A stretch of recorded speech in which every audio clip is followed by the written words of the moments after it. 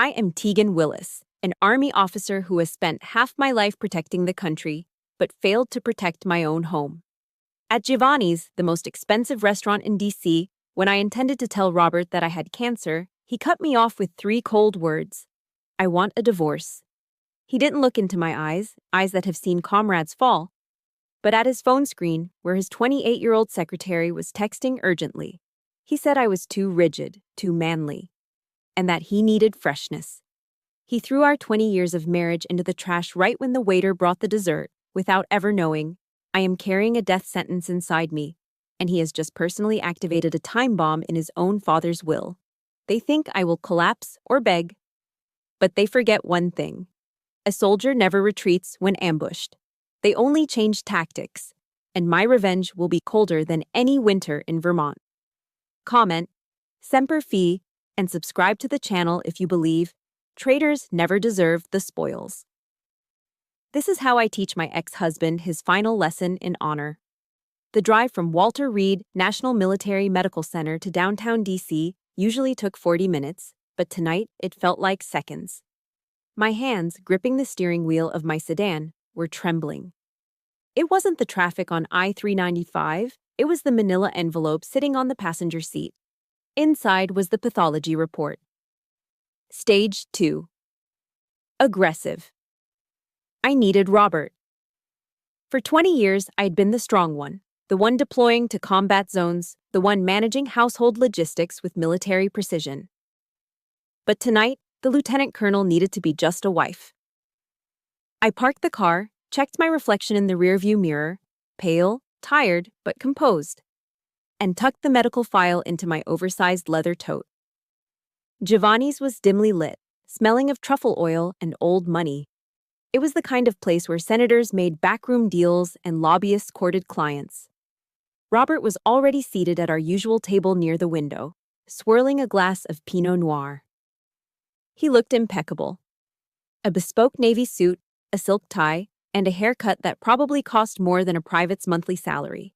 He was the picture of a successful DC partner. But as I approached, he didn't stand up. He didn't smile. He checked his Rolex. "You're late," he said, not looking at me. "Traffic was bad near the hospital," I said, sliding into the chair. My knees felt weak.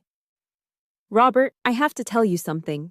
I went to see the specialist today and—" He held up a hand, silencing me. The gesture was dismissive, cold. "Tegan, stop. Please don't start with the drama. I've had a hell of a day at the firm." He finally looked at me, his eyes scanning my outfit with undisguised distaste. I was wearing my charcoal pantsuit, practical, professional, the armor I wore to the Pentagon. "Is that what you wore to our anniversary dinner?" He sighed, shaking his head. "Look around, Tegan. The other women here. They're wearing dresses. They look soft. Feminine. You look like you're about to court-martial me." I felt a lump form in my throat, choking back the words I had prepared. "I have cancer." The words died on my tongue. "I came straight from work," I managed to say, clutching my napkin under the table to hide the tremors in my hands. "That's the problem," Robert said, leaning back. "It's always work. It's always the mission. Living with you, it's like living with a superior officer, not a wife. I need a woman who knows how to be a woman, someone who brings peace, not intensity." His phone buzzed on the table. He glanced at it, and for a split second, his face softened. It was a look I hadn't seen directed at me in years. "Is that her?" I asked. The intuition that had kept me alive in the field kicked in. "Your secretary, Jessica." Robert didn't deny it. He didn't even have the decency to look ashamed. "She's 26, Tegan. She's full of life. She's fresh. She doesn't look at me with those judging eyes of yours. She makes me feel like a man, not a subordinate." The waiter arrived, placing 2 plates of tiramisu on the table. "Happy anniversary," the young man beamed, oblivious to the fact that he was serving dessert to a corpse. Robert picked up his spoon. "I want a divorce, Tegan. I've already spoken to the lawyers. I want this done quickly and quietly. No scenes, no fighting." He took a bite of the cake, casual as could be. I'm taking Jessica to the Hamptons next week. I want the papers signed before I leave. I need a clean slate. Next week. I stared at the tiramisu. The cocoa powder on top looked like dust. Next week, while he was playing tennis in the Hamptons with a girl young enough to be his daughter, I would be sitting in a chemo chair, poison dripping into my veins, fighting to keep my hair, my dignity, my life. My hand moved to my bag. I could pull out the file right now. I could slam the cancer diagnosis on the table. I could make him stay. Guilt is a powerful weapon. But then I looked at him, really looked at him. He was checking his reflection in the wine glass, fixing his tie. He didn't care. If I told him, he would stay out of pity. He would resent me every day for dying too slowly, for ruining his fresh new life. And I remembered his father, Colonel George Mitchell, a true Marine. I remembered the conversation we had years ago about the trust fund, the morality clause. If that boy ever dishonors his vows, George had said, he doesn't get a dime of my legacy. Robert didn't know. He was so arrogant, so sure of his inheritance, that he had never read the fine print. If I told him I was sick, the divorce might be paused. The clause wouldn't trigger. But if I let him walk away, if I let him abandon me for a mistress while I was dying, he would be digging his own financial grave. A strange calm settled over me. It was the calm of a sniper waiting for the wind to settle. I released the medical file in my bag. I grabbed a pen from my purse instead. I took the white linen cocktail napkin from under my water glass. "You're right, Robert," I said. My voice was steady, void of emotion. "You deserve that freshness." I signed my name on the napkin in bold black ink. Tegan Willis. "You have your freedom," I said, sliding the napkin across the table like a signed treaty. "Go to the Hamptons. Be happy." Robert blinked, surprised by my surrender. He smiled, a relieved, triumphant smile. "I knew you'd be reasonable. You're always so pragmatic.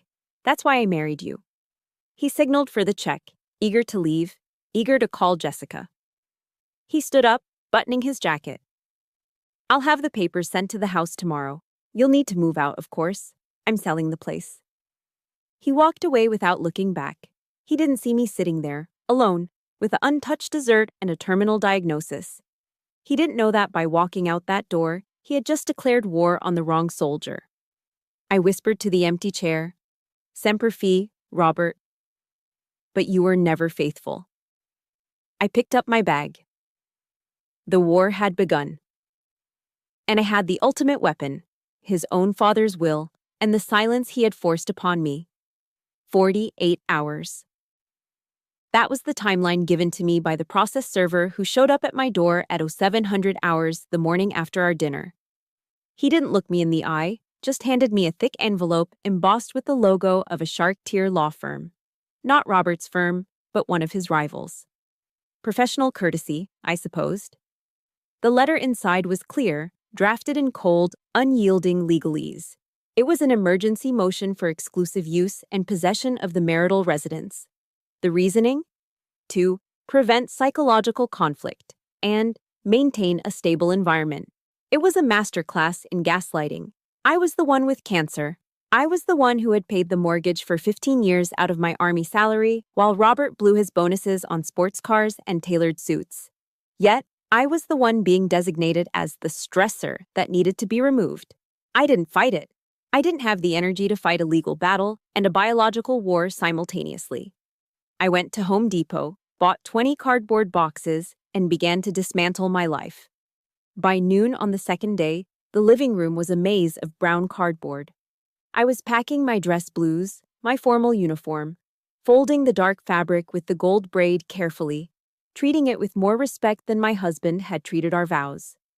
I placed my shadow box, heavy with the bronze star and the meritorious service medal, on top of a stack of books. Then, the front door opened. They walked in together. Robert, looking annoyed, and Jessica, looking like she was on a shopping spree. She wasn't wearing business attire today. She was wearing designer yoga pants and an oversized sweater, clutching a Starbucks cup like it was a scepter. "I thought she'd be done by now," Jessica said, her voice loud, echoing off the hardwood floors I'd refinished myself 2 years ago. She's finishing up, Robert muttered, loosening his tie. He wouldn't look at me. He stood by the fireplace, pretending to check his emails. I continued taping a box, the ripe of the packing tape the only sound I made. I was a ghost in my own home. Jessica began to wander around the room, touching things. She ran a manicured finger over the leather armchair in the corner. My reading chair. The one I sank into after long days at the Pentagon. The one worn soft by years of use. Babe, she called out to Robert, scrunching up her nose. This has to go. It's absolutely hideous. I froze. My hand hovered over the tape dispenser. It looks like something from a thrift store, she continued, laughing lightly. It's so tacky, so outdated. We need something modern here, maybe a white sectional. This whole room smells like old people. I stood up slowly.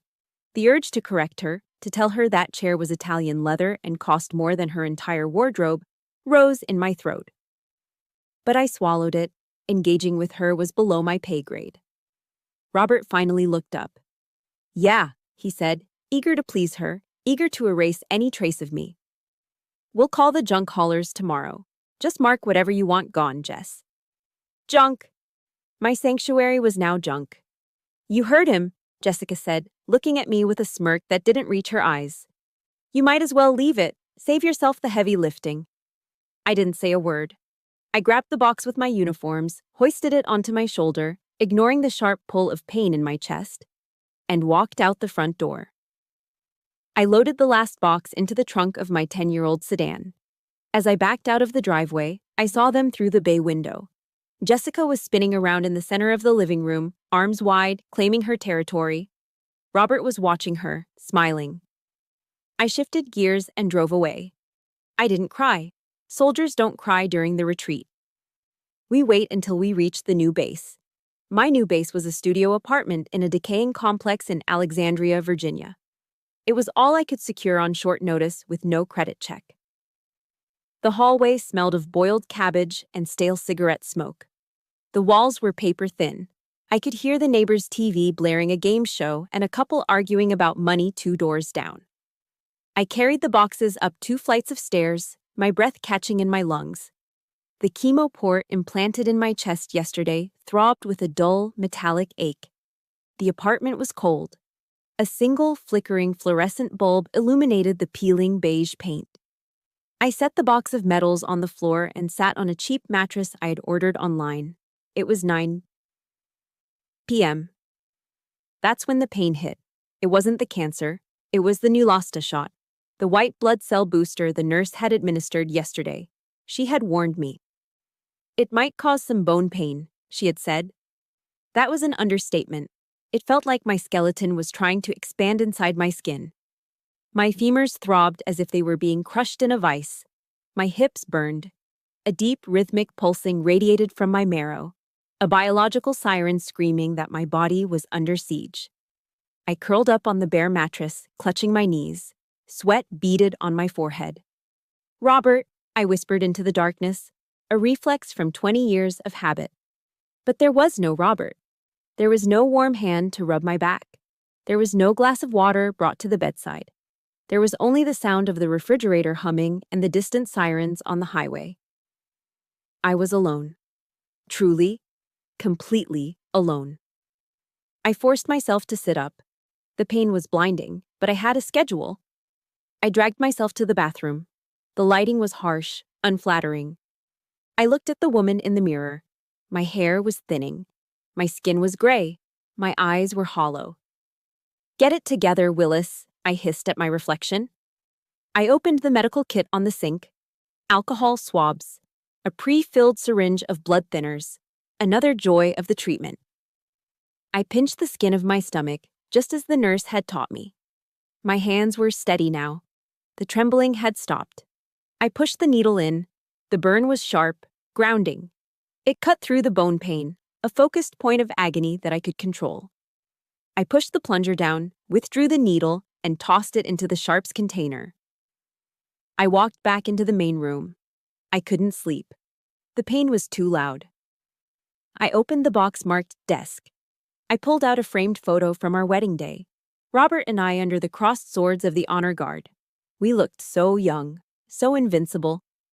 I looked at it for a long moment, then placed it face down on the nightstand. The glass made a sharp click against the cheap laminate wood. Then, I reached into my bag and pulled out the large envelope from Walter Reed. I took out the X-ray film of my chest, the one showing the shadow on my lung. I took a piece of blue painter's tape and stuck the X-ray to the wall, right opposite the bed where the wedding photo should have been. This was my reality now. Not the man who betrayed me, not the house I lost, but the enemy inside my chest. I lay back down, staring at the ghostly image of my own ribs under the streetlights filtering through the blinds. The bone pain throbbed, a relentless drumbeat. "You are a soldier, Tegan," I said to the empty room, my voice cracking but firm. "You do not die, not like this, not for them." I closed my eyes and prepared to endure the night. The first battle of the war had been lost, but I was still standing, and tomorrow I would begin to sharpen my knife. They call it the Red Devil. That's the nickname for doxorubicin, the chemotherapy drug dripping into my veins at the Walter Reed National Military Medical Center. It's a bright, terrifying crimson, looking less like medicine and more like engine coolant. Tuesday, Rs 800 hours. While Robert was presumably waking up in crisp Egyptian cotton sheets in the Hamptons, I was sitting in a vinyl recliner in Bethesda, watching poison enter my body to kill the other poison growing inside me. The infusion center was quiet, save for the rhythmic beeping of IV pumps. I was the only patient there alone. To my left, a young Marine with lymphoma had his wife holding his hand. To my right, an elderly veteran had his daughter reading to him. I had my phone and a bottle of lukewarm ginger ale. "Doing okay, Colonel?" the nurse asked, adjusting the drip. She was kind, but her eyes held that professional pity I was starting to despise. "I'm fine," I lied. The metallic taste in my mouth, like I had been sucking on old pennies, was already starting. The drive home was the real battle. Navigating I-495 traffic while nausea rolled over me in waves required more focus than any tactical operation I'd ever planned. My 10-year-old sedan had no shocks, and every pothole felt like a physical assault. I made it as far as the parking lot of my shabby apartment complex before I lost the fight. I barely got the door open before I leaned out and retched onto the hot asphalt. I sat there for a long time, gripping the steering wheel, sweat stinging my eyes. A neighbor walked by, a guy in a stained undershirt walking a pit bull. He stared at me, then looked away, disgusted. I wanted to yell, "I'm a lieutenant colonel in the United States Army, I matter." But I didn't have the breath. I just wiped my mouth with a fast food napkin and dragged myself upstairs. 2 weeks later, the fallout truly began. I was in the shower when it happened. I ran my hands through my hair to rinse out the shampoo, and when I pulled them away, they were covered in wet, blonde clumps. I stared at my hands, the water mixing with tears. I didn't know I was crying. It wasn't just hair. It was my armor. It was the last thing that made me feel like me. I turned off the water and stepped out, dripping wet, shivering in the drafty bathroom. I looked in the mirror. Patchy. Mange-ridden. Defeated. I didn't think. I couldn't let the cancer take it piece by piece. That was a surrender. I opened the cabinet and found Robert's old electric beard trimmers, one of the few things he'd forgotten to pack. I plugged them in. The buzz was loud in the small, tiled room. Bzzzt. The first pass took a strip right down the middle. I looked like a reverse mohawk. Bzzzt. The sides. Bzzzt. The back. 10 minutes later, Tegan Willis was gone. A stranger stared back at me. Her scalp was pale, vulnerable. Her eyes looked too big for her face. I looked like a chemo patient. There was no hiding it now. I sat on the cold tile floor, surrounded by piles of wet, blonde hair, and reached for my phone. I needed a distraction, a connection, anything. I opened Instagram. The algorithm, cruel and efficient, put it right at the top of my feed. A photo posted by Jessica. Location: the Hamptons. It was a close-up of her hand holding a mimosa glass against a backdrop of a pristine golf course.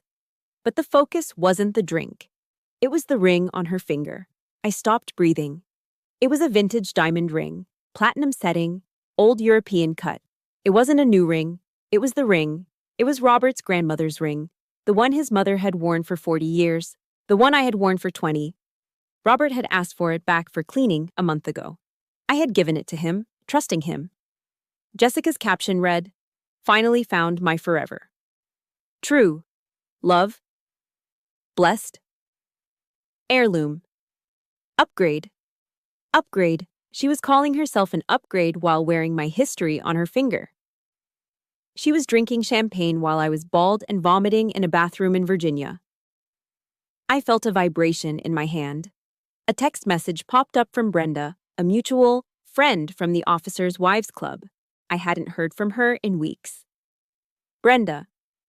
"Hey Tegan, I just wanted to give you a heads up. Robert was at the club yesterday. He's telling everyone you guys split because you're having some kind of mental breakdown. He said you're menopausal and unstable and that he feared for his safety. Just thought you should know." My vision blurred. It wasn't the tears this time. It was pure, unadulterated rage. He wasn't just leaving me. He was rewriting history. He was painting me as the crazy ex-wife to justify his affair. He was using my age, my biology, my service-induced stress against me.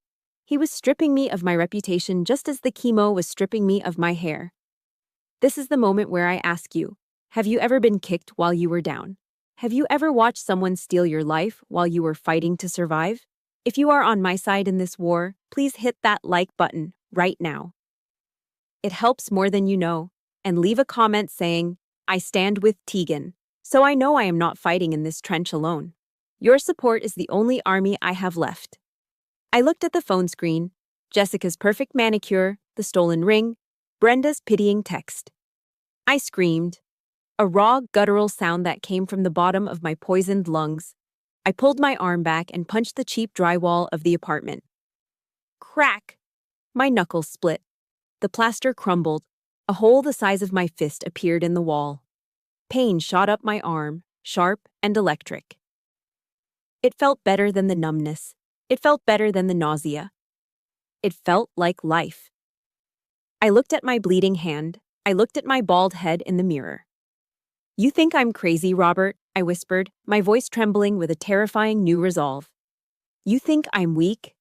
I wiped the blood from my knuckles onto my hospital sweatpants. "I will survive this. I promised the empty room. I will survive the Red Devil. I will survive the eviction. And I will survive to see the look on your face when I take that ring back." I picked up the phone and took a screenshot of Jessica's post. Evidence. The trench was lonely, and the enemy was partying on a golf course. But they had forgotten one thing. You never leave a soldier alive on the battlefield if you don't want them to come back for you. The knock on my door wasn't a question. It was a command.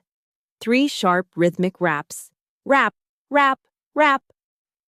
I knew that knock. It was the sound of authority. It was the sound of the United States Marine Corps.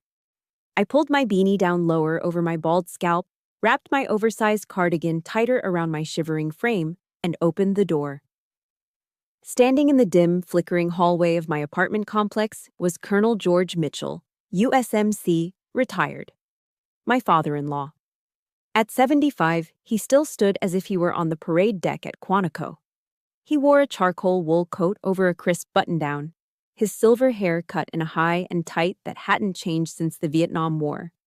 He looked out of place in this hallway that smelled of boiled cabbage and stale cigarettes, like a diamond dropped in the mud. "Colonel," I said, my voice raspy.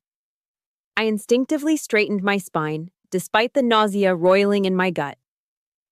He didn't say a word.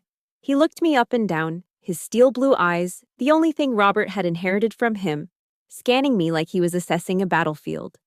He looked past the baggy clothes, past the forced smile. "May I come in, Tegan?" His voice was gravel and old leather. I stepped aside. He walked into the studio apartment, his polished dress shoes clicking on the cheap laminate floor. He looked around at the boxes I still hadn't unpacked, the peeling paint on the walls, the single window overlooking the dumpster. "Robert said you wanted space," George said, turning to face me. "He said you were having a midlife crisis, that you wanted to find yourself." Is that what he said? I leaned against the kitchenette counter for support. Can I get you some water, George? Or tea? I think I have some Earl Grey. He ignored the offer. He took a step closer to me, then he stopped. He tilted his head slightly, sniffing the air. I know that smell, he said quietly. My heart hammered against my ribs. It's just cleaning supplies. The landlord uses cheap bleach. No, George said. His eyes locked onto mine, stripping away my defenses. I smelled that smell on my Martha for 2 years before she passed. It's the smell of metal, the smell of chemicals, the smell of a fight. He reached out, his hand hovering near my head. Take off the hat, Tegan. George, please. That is an order, Lieutenant Colonel. My hand trembled as I reached up. I pulled the gray wool beanie off. The silence in the room was deafening. George stared at my bald head, at the pale skin stretched tight over my cheekbones, at the dark circles under my eyes that no amount of concealer could hide. Stage 2, I whispered. Breast cancer. Aggressive. I'm in the middle of chemo. The stoic mask of the Marine colonel crumbled. His jaw trembled. Tears, hot and fast, welled up in his eyes and spilled over his weathered cheeks. Oh, God, he choked out. He crossed the distance between us in 2 strides and pulled me into a hug. It wasn't a polite social hug. It was a desperate embrace. He held me tight, burying his face in my shoulder, shaking with silent sobs.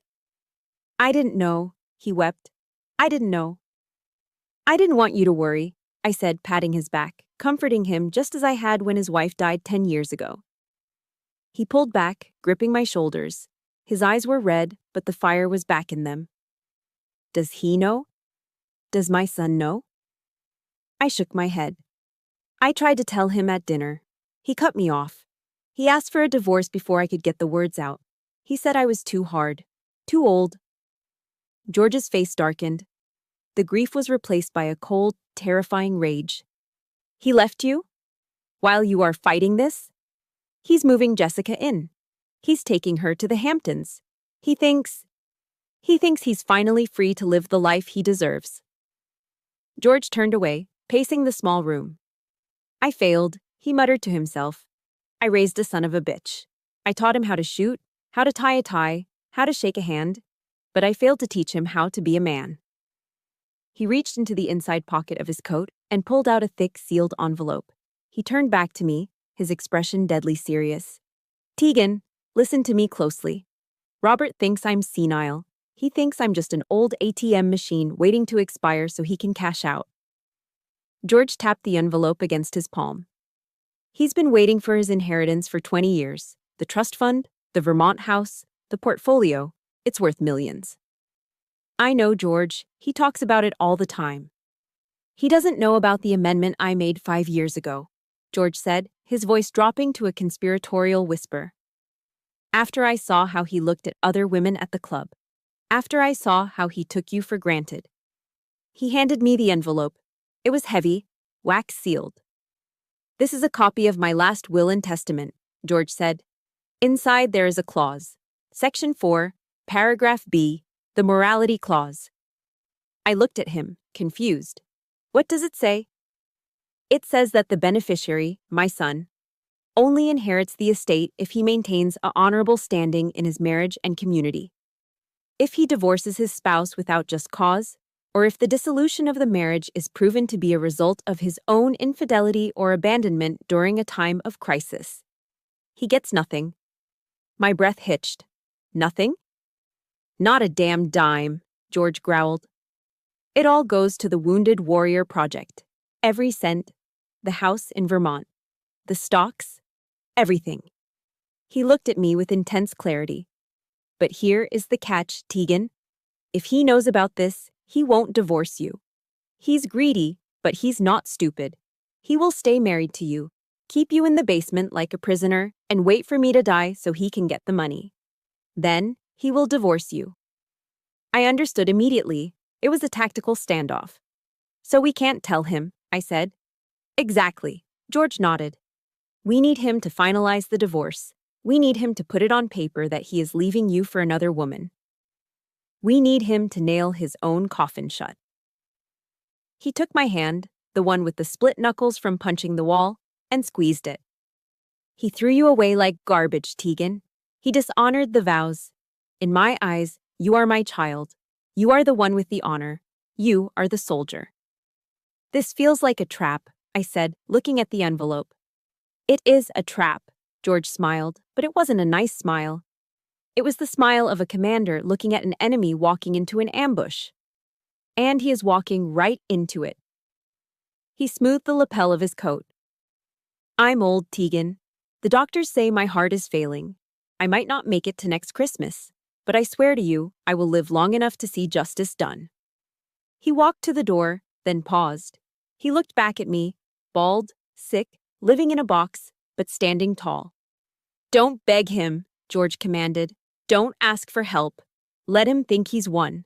Let him think he's the king of the world. I will, I promised. Give him hell, Tegan, he whispered. Semper Fi.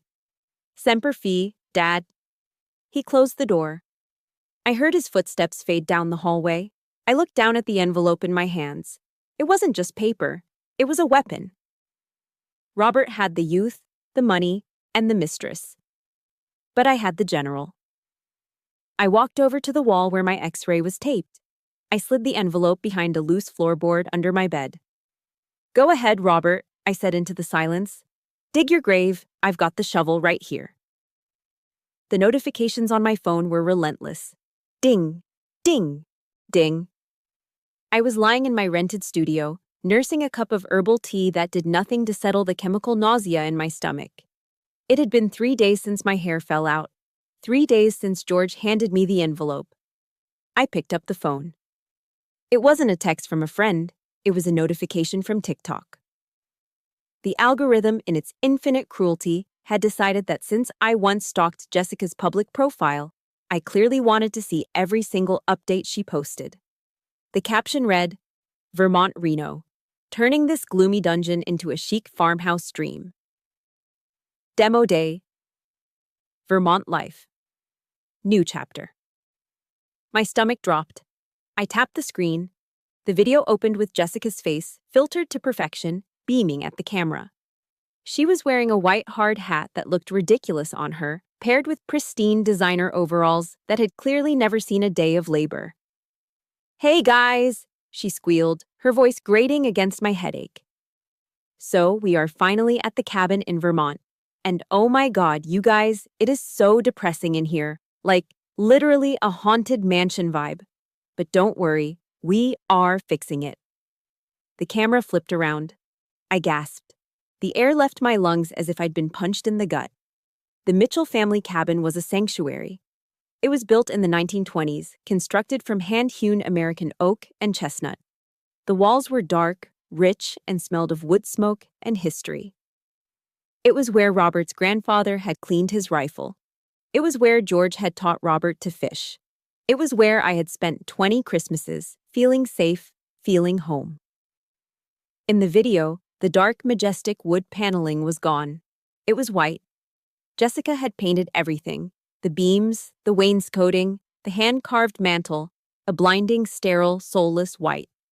She was erasing a century of character with a bucket of Benjamin Moore Chantilly lace. See? Jessica narrated, panning across the destruction. It's so much brighter. We're going for that modern farmhouse aesthetic. Out with the old, in with the new. My hand gripped the phone so hard my knuckles turned white. She wasn't just renovating a house, she was sanitizing a legacy. She was deleting the Mitchell history to make a background for her skincare unboxing videos. And look at this cute little lunch setup, she chirped. The camera panned down to the coffee table in the center of the room. That's when the rage hit me. It wasn't the hot, flashing anger of a lover scorned. It was the cold, lethal fury of a soldier witnessing a war crime. On the table sat a large open box of Domino's pepperoni pizza. Beside it were 2 crushed cans of White Claw hard seltzer. And underneath the pizza box was the tablecloth. It was a triangle. A folded triangle of heavy woven cotton. Dark blue with white stars visible on the top. It was the burial flag. It was the flag that had draped the coffin of Robert's grandfather, a World War II veteran who stormed the beaches of Normandy. It had been folded 13 times with absolute precision by an honor guard, encased in a glass shadow box, and displayed on the mantel for 50 years. Jessica had pried open the shadow box. She had taken out the sacred symbol of a soldier's ultimate sacrifice, and she was using it to catch the grease from her cheap pepperoni pizza. Sacrilege, I whispered, the word hissing through my teeth. I saw a grease stain blooming on the white star. I saw the condensation ring from the White Claw can soaking into the blue field. In the military, we are taught that the flag is a living thing. You never let it touch the ground. You certainly don't use it as a coaster for your trashy lunch. I took a screenshot. Then another. I recorded the screen. My hands were steady now. This wasn't just bad taste. This was desecration. This was the proof that Robert had lost all control, all honor. He was allowing this airhead to wipe her feet on his ancestors' graves. Just as the video looped back to the beginning, a text message banner dropped down from the top of the screen. Sender, Robert. I switched apps, my heart pounding a rhythm of pure adrenaline. Robert, I see you haven't signed the quitclaim deed for the Vermont house yet. I need that property liquid, Tegan. I'm giving you until Friday. If I don't have your signature, I'm removing you from the firm's health insurance policy. Open enrollment is closed. Good luck paying for your treatments out of pocket. I stared at the screen. He knew. He knew the chemo cost $20,000 a session. He knew that without that insurance, I would be bankrupt in a month and dead in 6.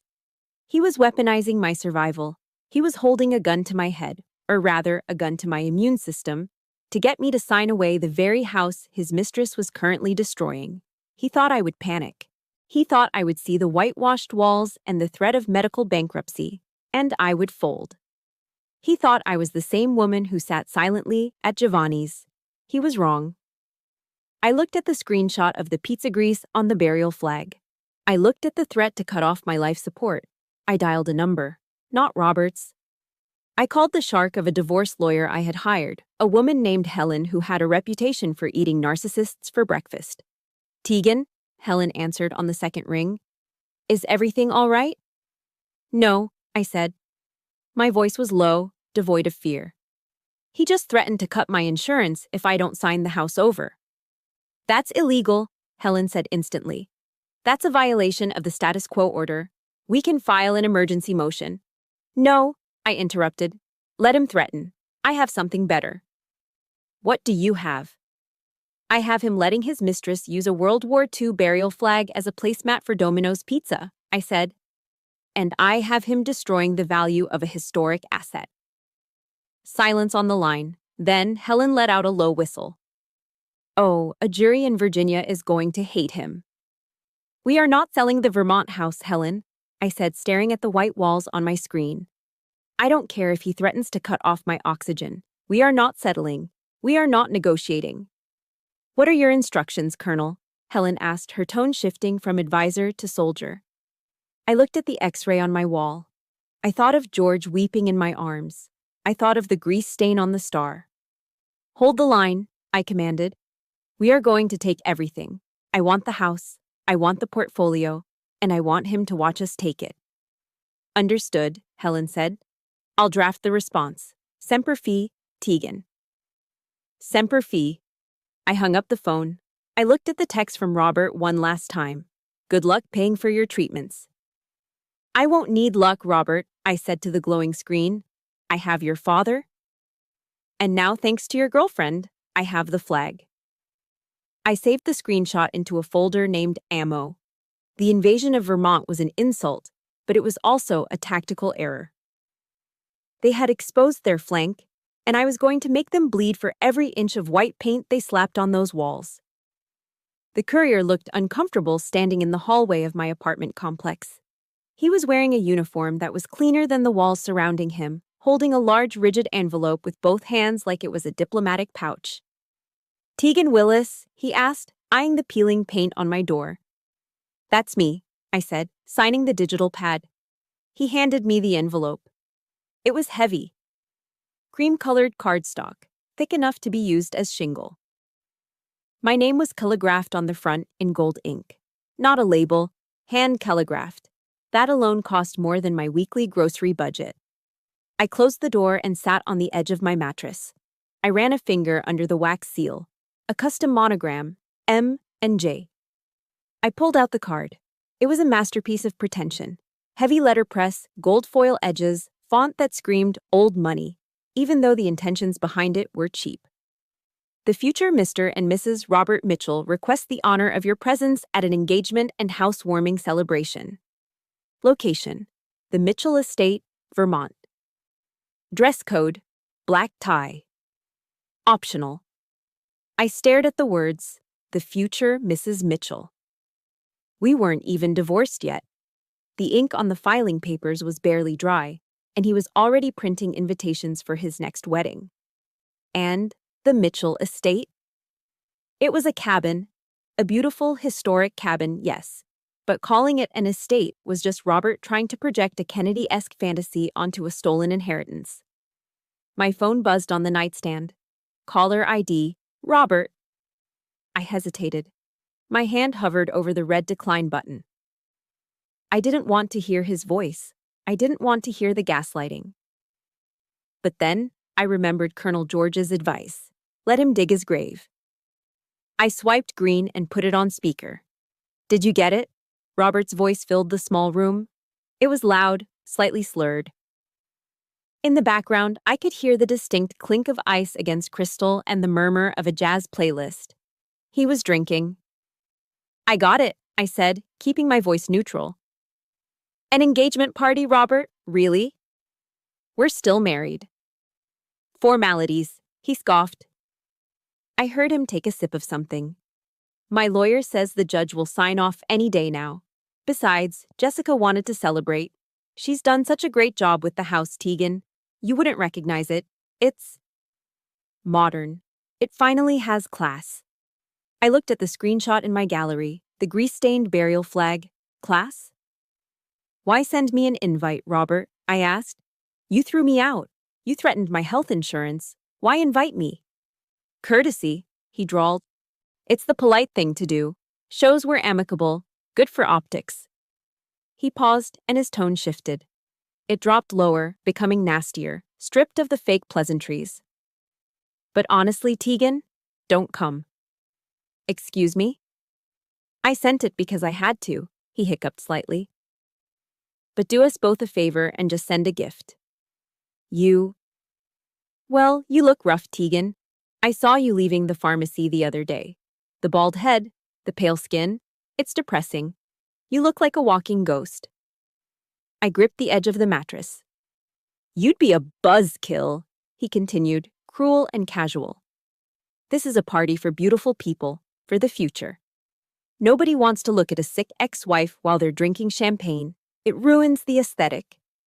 Tears pricked my eyes, but they were hot, angry tears, not sad ones. Is that all, Robert? No, he said, and his voice took on a greedy, excited edge. I just wanted you to know, Dad's not doing well. The doctors say it's congestive heart failure. He's kicking the bucket soon, Tegan, maybe before Christmas. My heart stopped. George. And you know what that means, Robert laughed, a sound that made my skin crawl. Once the old man checks out, the trust releases, the Vermont house, the portfolio, everything. It's all mine and Jessica's. So, stay in your little apartment. Fade away. I've won. Click. The line went dead. He hung up. He sat there, drunk on scotch and hubris, celebrating his father's impending death because it meant payday. He thought the morality clause didn't exist. He thought he was untouchable. I sat in silence for a long time. The humiliation of his words about my appearance burned, but the rage at his disrespect for his dying father burned hotter. I stood up and walked to the small stack of belongings I had unpacked. I reached for the one book I had carried through 3 deployments in Iraq, my pocket Bible. The cover was worn leather, softened by sand and sweat. I opened it. I didn't need to search. The pages fell open to the bookmark I had kept there since Fallujah. Psalm 144, verse 1. I read it aloud to the empty room. My voice wasn't raspy anymore. It was low and dangerous. Blessed be the Lord my rock, who trains my hands for war and my fingers for battle. I looked at the invitation again. The gold foil glinted under the harsh fluorescent light. He wanted me to stay away because I was ugly, because I was a reminder of his betrayal, because I was depressing. He wanted a fight? No, he wanted a massacre. He wanted to bulldoze me. But he forgot that you don't judge a soldier by their haircut. You judge them by their aim. I picked up a pen. I flipped the RSVP card over. Name, Latins Cole, Tegan Willis. Accepts with pleasure. I stared at the card. For the first time in months, since the diagnosis, since the eviction, since the first drop of the red devil entered my veins, I smiled. It wasn't a nice smile. It was the smile of a predator who just watched the prey walk into the trap. I have a question for you all. If your ex-husband called you ugly and bragged about inheriting money from his dying father, would you stay home and cry? Or would you crash that party and burn his world to the ground? If you are ready to see Tegan fight back, smash that like button right now. Leave a comment saying, "Train my hands," if you want to see justice served. I need to know you're with me. You want optics, Robert? I whispered, slipping the RSVP card into the return envelope. I'll give you optics. I'm coming, I said, sealing the envelope with a sharp press of my thumb. And I'm not coming empty-handed. I looked at the loose floorboard where I had hidden the copy of George's will. The party was in 2 weeks. I had 14 days to recover from this round of chemo. 14 days to find a dress that fit my broken body. 14 days to prepare for the final strike. Blessed be the rock. Let the battle begin. The wig sat on a styrofoam head on my bathroom vanity. It was a masterpiece of synthetic engineering, blonde, shoulder length, perfectly highlighted to mimic the hair I had lost. It cost $600. It was soft, bouncy, and undeniably feminine. It was exactly the kind of thing Robert wanted. It was a lie. I stared at it, then at my reflection in the mirror. The woman looking back at me was pale. Her cheekbones were sharper than they used to be, carved out by weight loss and nausea. Her skull was covered in a soft fuzz of regrowth, hair that was coming back not blonde, but a striking, steely silver. No, I said aloud. I grabbed the wig. I didn't brush it. I didn't box it up. I walked into the kitchenette and dropped it into the trash can on top of coffee grounds and eggshells.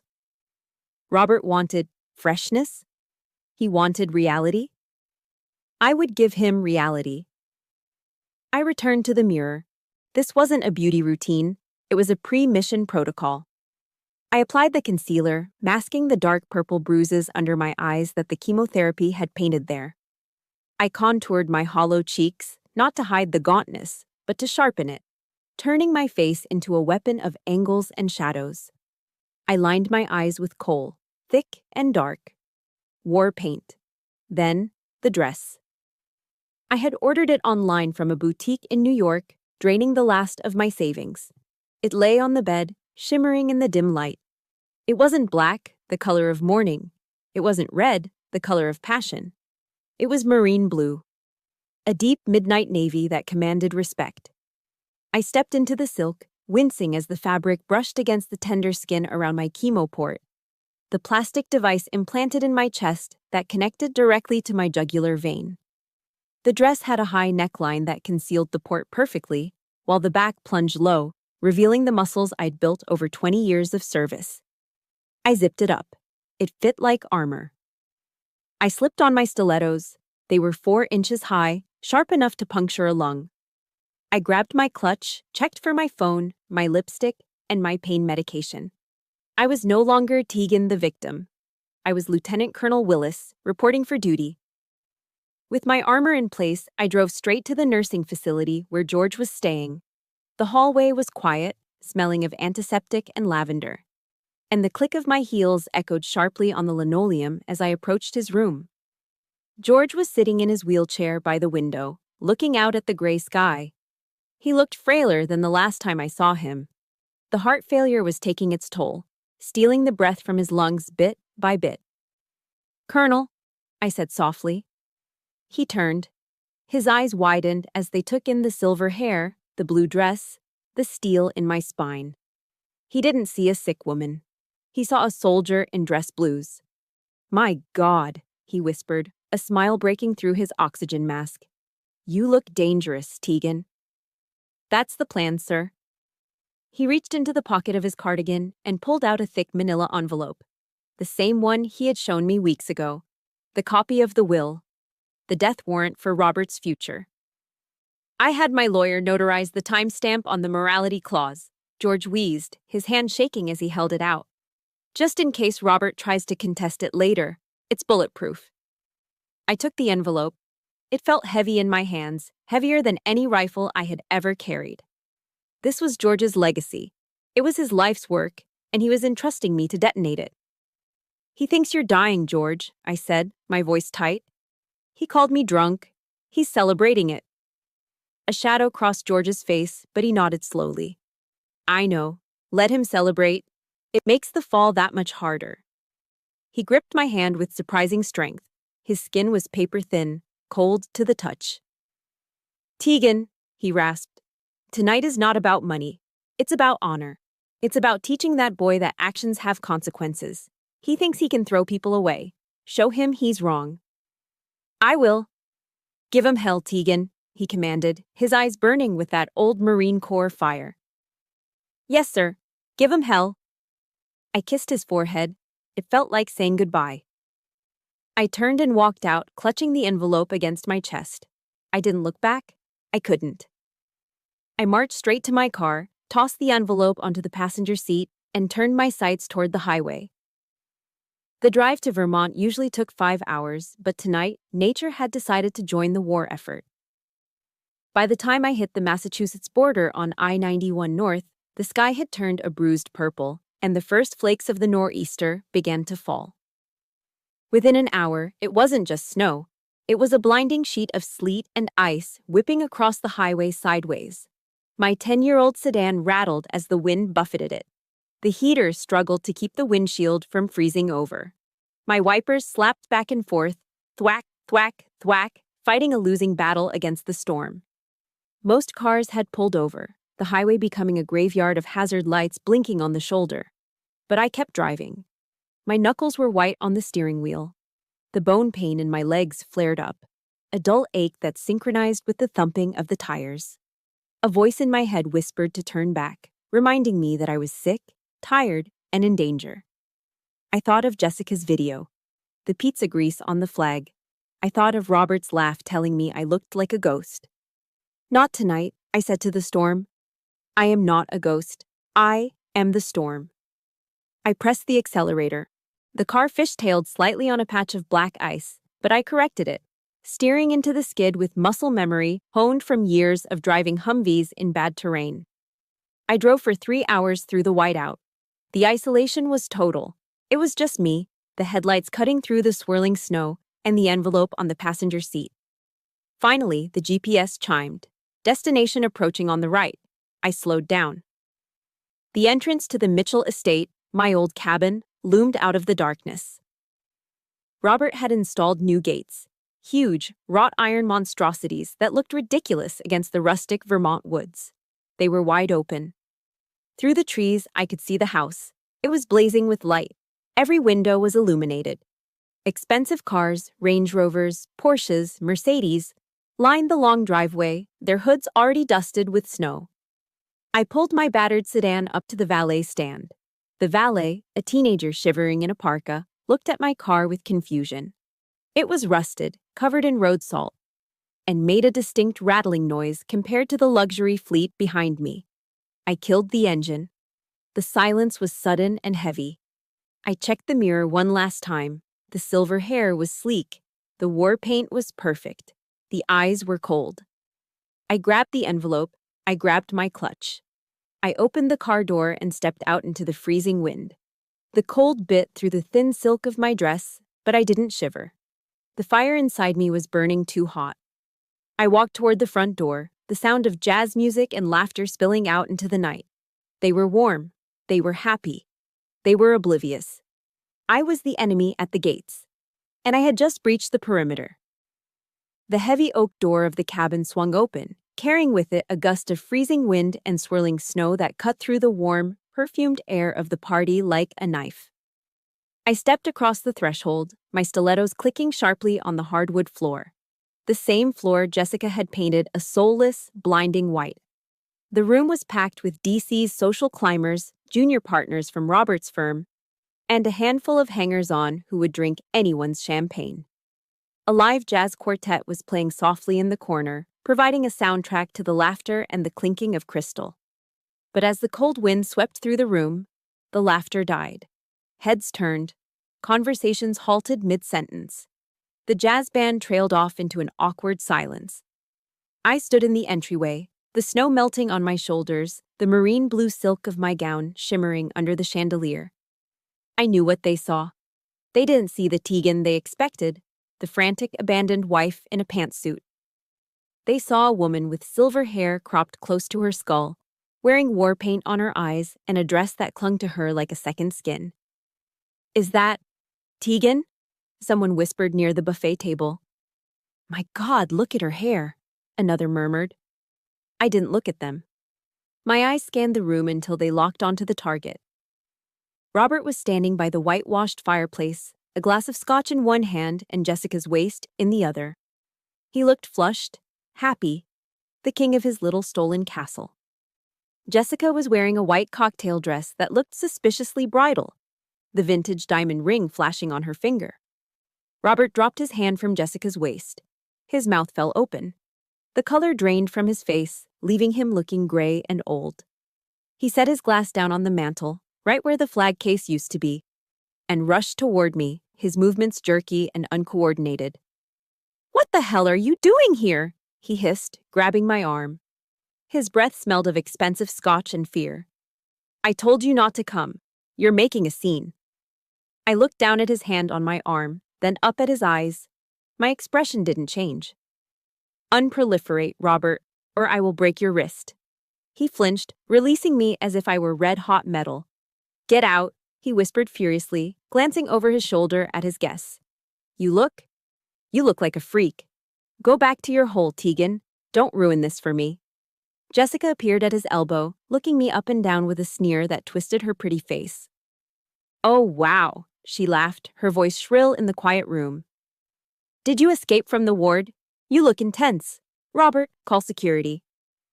"There is no security, Jessica," I said, my voice projecting clearly across the room without shouting. "This is a private residence, and since my name is still on the deed, I have every right to be here." I stepped around them. The crowd parted for me, a mixture of fear and fascination in their eyes. I walked straight to the small raised platform where the jazz band was set up. The lead saxophone player looked at me, terrified, and stepped back.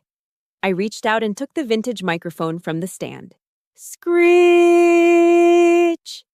The feedback pierced the room, making half the guests cover their ears. It was an ugly sound, but it demanded attention. "Good evening, everyone," I said. My voice was calm, commanding. It was the voice I used to brief generals. "I apologize for the interruption. I know you are all here to celebrate the future of Robert and Jessica." Robert was charging toward the stage now, panic wild in his eyes. "Tegan, stop! Don't you dare!" "But," I continued, "I felt it was important to bring a gift, a housewarming gift, to clarify exactly whose house you are warming."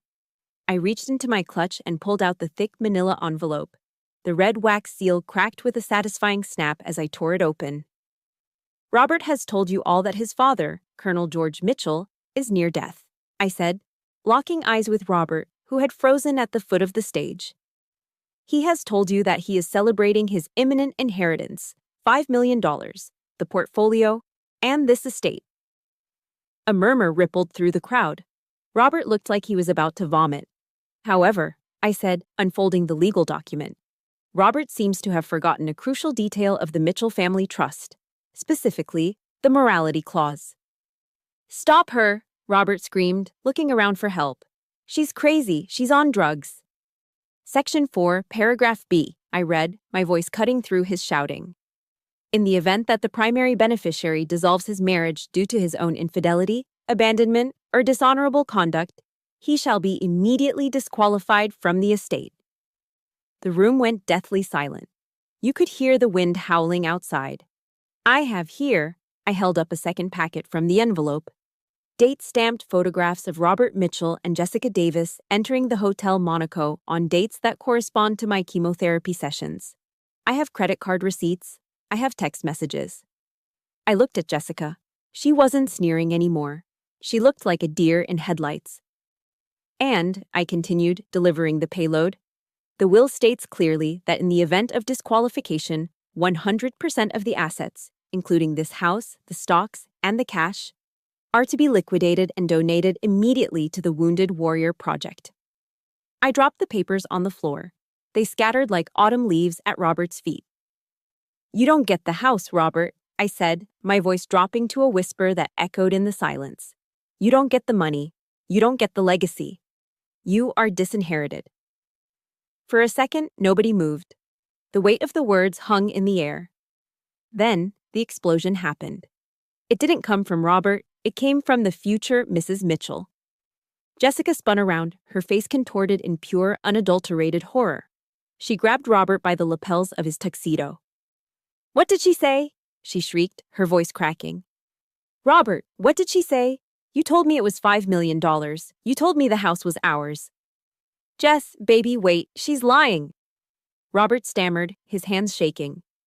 You said he was dying and we would be rich, Jessica screamed, shoving him backward. He stumbled, knocking over a tray of champagne flutes. Crash! The sound of shattering glass punctuated her fury. I painted this damn house for you.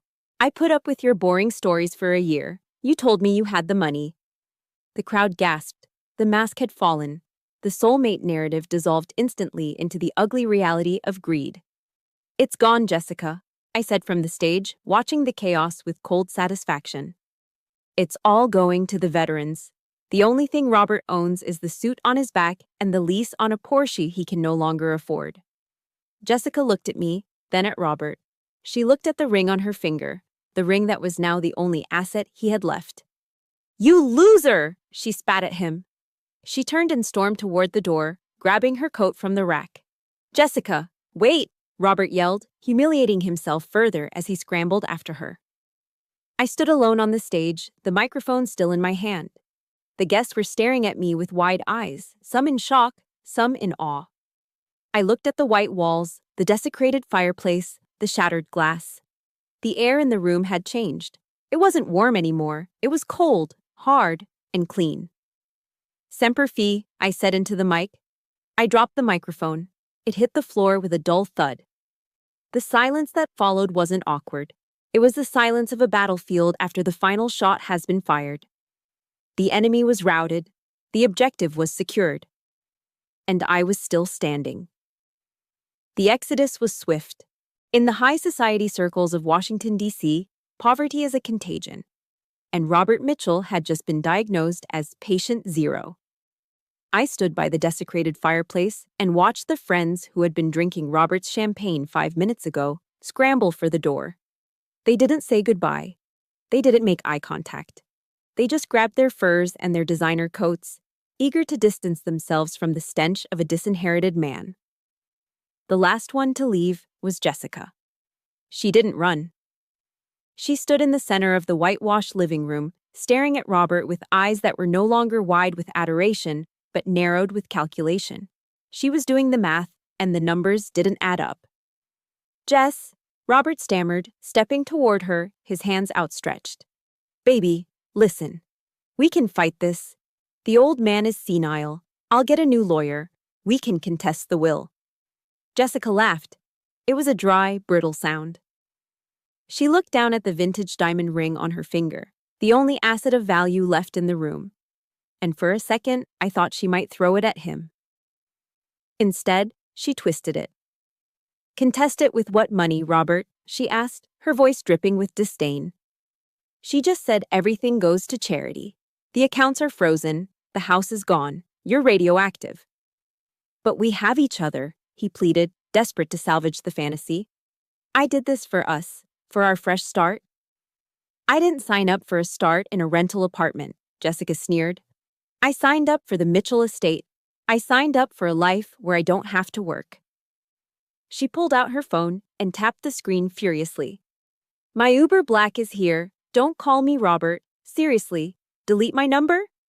She turned on her heel, the white bridal-style cocktail dress swirling around her legs, and marched out into the snow without looking back. The heavy oak door slammed shut with a finality that shook the window panes. And then, there were two. The silence that descended on the cabin was heavy, broken only by the howling of the nor'easter outside and the ragged breathing of the man standing in the ruins of his life. Robert didn't chase her this time. He knew it was over. He walked unsteadily to the console table, grabbed a bottle of scotch by the neck, and took a long, desperate pull. Liquor spilled down his chin, staining his tuxedo shirt. He turned to me. His eyes were bloodshot, wild, filled with a toxic mixture of humiliation and rage. "Are you happy now?" he screamed, hurling the bottle into the whitewashed wall. Smash. Amber liquid and glass exploded everywhere. "Are you satisfied, Tegan? You vindictive witch." I didn't flinch. I stood perfectly still in my blue silk gown, watching him unravel. "You planned this," he spat, stalking toward me. "You waited until tonight. You waited until everyone was here. You wanted to humiliate me. You wanted to destroy my life because I stopped loving you." He stopped inches from my face, his breath hot and acrid. "Why are you so cruel? Why are you so evil? You wanted to kill me, didn't you? You wanted to watch me die inside." I looked at him. Really looked at him. I saw the lines of selfishness etched around his mouth. I saw the hollowness in his eyes. He truly believed he was the victim. He truly believed that my reaction to his betrayal was the crime, not the betrayal itself. "I didn't want to kill you, Robert," I said. My voice was low, void of any emotion. No anger, no sadness, just facts. I reached up to the neckline of my marine blue gown. My fingers found the zipper. "And I'm not the one dying." I pulled the silk fabric down, exposing my left shoulder and the upper part of my chest. Robert recoiled as if I had pulled a knife. There, just below my collarbone, the skin was pale and translucent, and protruding from underneath it was a hard, plastic lump. The port-a-cath. The device was ugly, surrounded by fresh, yellow-purple bruising from yesterday's infusion. A thin, terrifying tube ran from the port, tunneling under my skin directly into my jugular vein. It was the mark of the beast. The mark of cancer. Robert stared at it. His eyes bulged. His mouth opened and closed, but no sound came out. "Stage 2, I said, tracing the bruise with my finger. "Invasive ductal carcinoma. Aggressive. I started chemotherapy the week you served me with the eviction notice." "No," he whispered, shaking his head. "No, that's not true." "I tried to tell you," I continued, my voice hard as granite. "At Giovanni's. I had the file in my bag. I started to speak. But you cut me off. You told me I was too rigid. You told me I wasn't fresh enough. You ordered dessert while I was trying to tell you I was fighting for my life." The reality hit him like a physical blow. His legs gave out.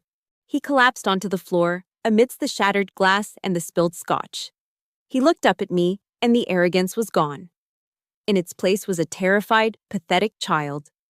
Tears streamed down his face, mixing with the sweat and the alcohol. "Tegan," he choked out. He reached for the hem of my dress with a trembling hand.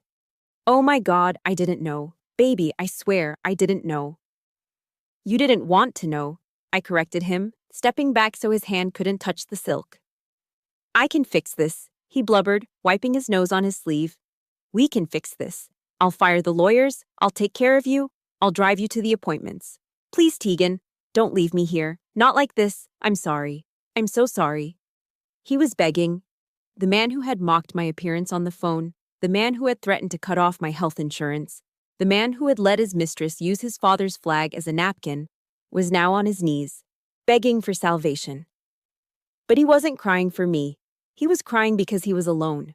He was crying because he was broke. He was crying because he needed a nurse, not a wife.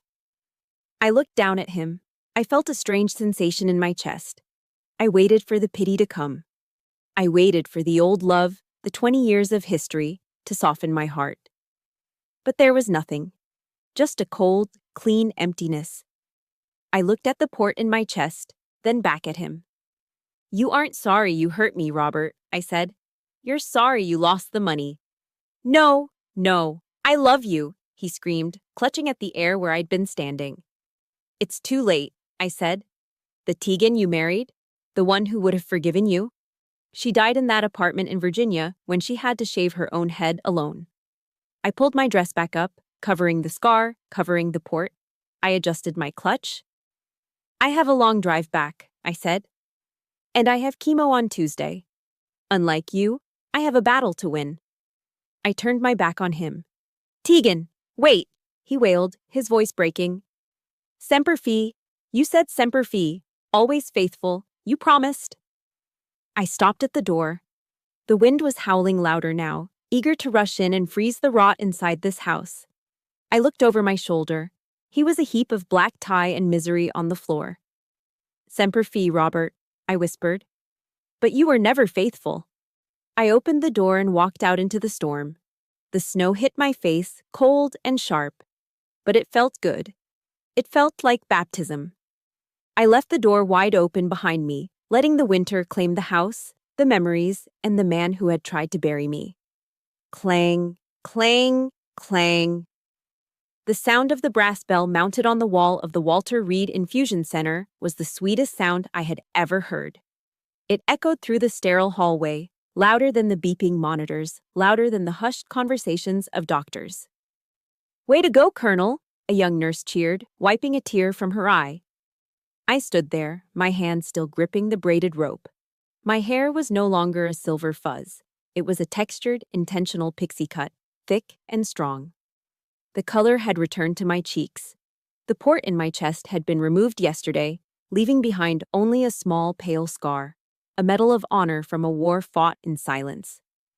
No evidence of disease, the oncologist had said, closing my file.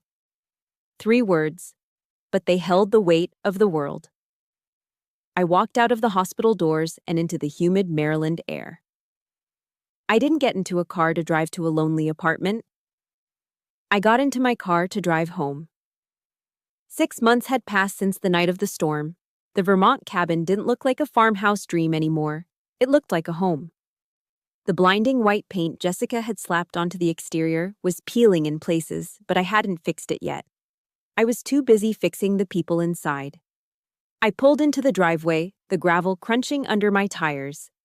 The Mitchell Estate sign was gone. In its place stood a simple, hand-carved wooden sign, the George Mitchell Sanctuary for Women Veterans. On the front porch, where Jessica had once posed for TikToks, 2 women were sitting in rocking chairs. One was a former medic who had lost her leg in Afghanistan. The other was a young Navy vet dealing with severe PTSD. They were laughing. Real, deep, belly laughter that drifted through the pine trees. I stepped out of the car. I was wearing jeans and a linen shirt, sleeves rolled up. No uniform, no armor, just Tegan. Welcome back, Tegan, the medic called out. Did you get the news? Clean bill of health, I smiled, giving them a thumbs up. They cheered. It was a victory for the whole house. We were a platoon again. I walked into the kitchen. It smelled of coffee and cinnamon, not stale pizza and White Claw. The massive oak table, the one where the flag had been desecrated, was now covered in maps, books, and therapy journals. It was a place of planning and healing. My phone buzzed in my pocket. It was Helen, my lawyer. Hey, Helen, I answered, pouring myself a mug of coffee. Please tell me the paperwork for the nonprofit status is finalized. It is, Helen said, her voice crisp. You are officially a 501c3. The George Mitchell Sanctuary is legal. The endowment from the trust is fully funded. Thank God, I breathed. George would have loved this. He would, Helen agreed. Then her tone shifted. I also have an update on the other matter, since you asked me to keep tabs. Robert? Yes, Robert. Helen paused, and I could practically hear her smirking through the phone. He was let go from the firm last month. Apparently, the scandal of the disinheritance and the public scene at the party made him a liability. Clients didn't want a lawyer who got outsmarted by his own father's will. He's unemployed? I asked, walking toward the large bay window overlooking the lake. Not exactly. He found a job. He's selling term life insurance over the phone. Cold calling, commission only. I took a sip of coffee. The irony was rich. The man who waited for death to make him rich was now selling death benefits to strangers for peanuts. And his living situation? I asked. That's the kicker, Helen said. He couldn't afford the lease on his condo downtown. He moved out to Virginia. Alexandria, actually. She read out the address. I stopped breathing for a second. It was the same address. The same peeling apartment complex. The same boiled cabbage hallway. The same thin walls where I had shaved my head and punched a hole in the plaster. He's in Unit 4B, Helen said. Just 2 doors down from your old unit. I closed my eyes. Karma wasn't just a concept. It was a boomerang.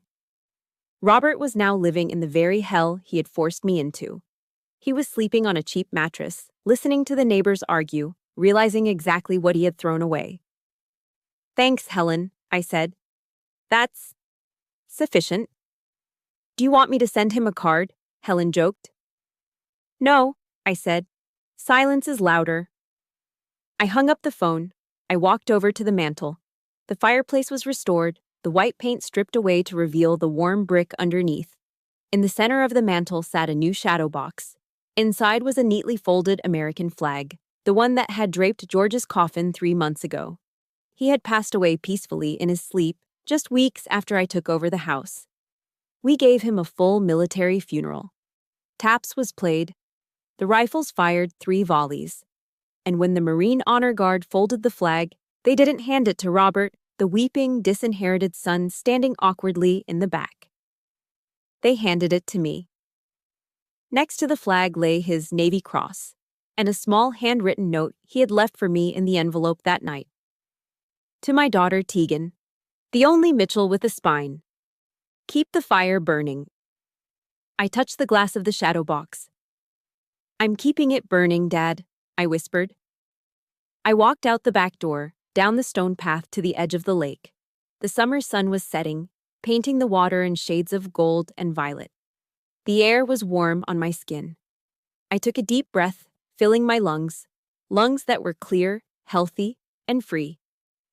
I thought about the woman who had signed that napkin at Giovanni's. She was scared. She was broken. She thought her life was over. She was wrong. Her life was just beginning. I didn't need a husband to define me. I didn't need a wig to make me beautiful. I didn't need an apology from a man who couldn't understand the word honor. I had my sisters in arms inside that house. I had my health. I had my dignity. I looked up at the sky, where the first stars were starting to appear. Semper Fi, I said to the universe, and for the first time in a long time, the universe seemed to answer back with a gentle breeze that ruffled the water, washing away the footprints of the past. The war was over. The ambush was survived. Mission accomplished. My journey wasn't just about getting revenge on a cheating husband or reclaiming a house. It was about realizing that my worth didn't disappear just because one man stopped seeing it. Whether you are facing a divorce, a terrifying diagnosis, or a betrayal that feels like the end of the world, remember this. You are the commander of your own life. Do not let anyone treat you like a casualty in your own story. Hold the line, protect your peace, and never forget that true family isn't always about blood. It is about who stands by you in the storm. Now, I want to hear from you. Have you ever had to rebuild your life from the ashes? Have you ever had to stand up to someone who underestimated your strength? Please share your story in the comments below. Your voice might be the exact encouragement someone else needs to read today. If my victory gave you hope or a sense of justice, please hit that like button and subscribe to the channel for more stories of resilience. Let's build a community where loyalty and honor still matter. Until next time, stay strong and semper fi.